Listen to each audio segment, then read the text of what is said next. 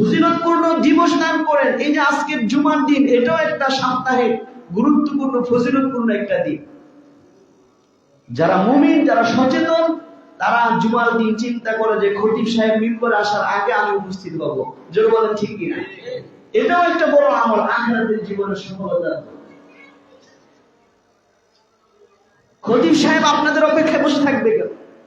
নিয়ম হচ্ছে মুসল্লি সবাই এসে ভরে যাবে, খতিব সাহেব এসে বয়ান করবে, যেন কোরআন হাদিসের একটা আজমত, মহত্ব, বড়ত্ব এটা বুঝে আসে। এমন না মসজিদের বেশিরভাগ মুসল্লি বাহিরে, হুজুরের অর্ধেক বয়ান শেষ, তার মানে কোরআন হাদিসের আলোচনাকে আমরা গুরুত্ব দিচ্ছি না। কোন মতে গিয়ে জামাতটা ধরলেই হল, কারণ আখিরাত নিয়ে কি নাই বলেন? ফিকির নাই। অথচ কোরআন এবং সুন্নাহ ভিত্তিক আলোচনা শোনা, একটা আয়াত আপনি শুনেছেন, আপনার 100 রাকাত নফল ইবাদতের চাইতে বেশি উত্তম। সহিহ হাদিস। এক সাহাবী আল্লাহর রাসূল বলছেন, তুমি মসজিদে যাওয়া, মসজিদে গিয়ে একটা আয়াত শোনা, খায়রুল লাকা মিন মিয়াতি রাকাত, তোমার জন্য 100 রাকাত নফল নামাজ পড়ার চাইতে বেশি উত্তম। সুবহানাল্লাহ। অথচ আমরা গুরুত্ব দেই না। আমরা কি এই জুমার মিম্বরে বৈশা কোন কিচ্ছা কাহিনী বলি? কোরআন হাদিসের রেফারেন্স ভিত্তিক এবং সেটাকে একটু ব্যাখ্যা বিশ্লেষণ করে বোঝায় দিই। কারণ ব্যাখ্যা বিশ্লেষণ করে বোঝায় দেওয়া উলামায়ে কেরামের দায়িত্ব।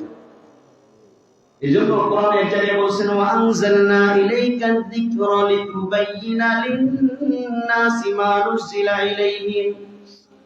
আল্লাহ তাআলা আল্লাহর রাসূলকে লক্ষ্য করে বলতেছেন, ওয়া আনজালনা ইলাইকা যিকরা, ওগো নবী আমি আপনার কাছে, কোরআনের একটা নাম হচ্ছে জিকির, আমি আপনার কাছে উপদেশ বাণী কোরআন নাযিল করেছি, লিতুবাইয়িনা লিন-নাসি মা নুজিলা ইলাইহিম, যাতে করে নবী আপনার কাছে যেই কোরআন একটা ব্যাপক মূলনীতি, একটা মৌলিক নীতিমালার একটা কিতাব নাযিল হয়েছে, আপনি যেন এই কোরআনকে ব্যাখ্যা বিশ্লেষণ করে উম্মতকে বুঝায় দেন। সুবহানাল্লাহ।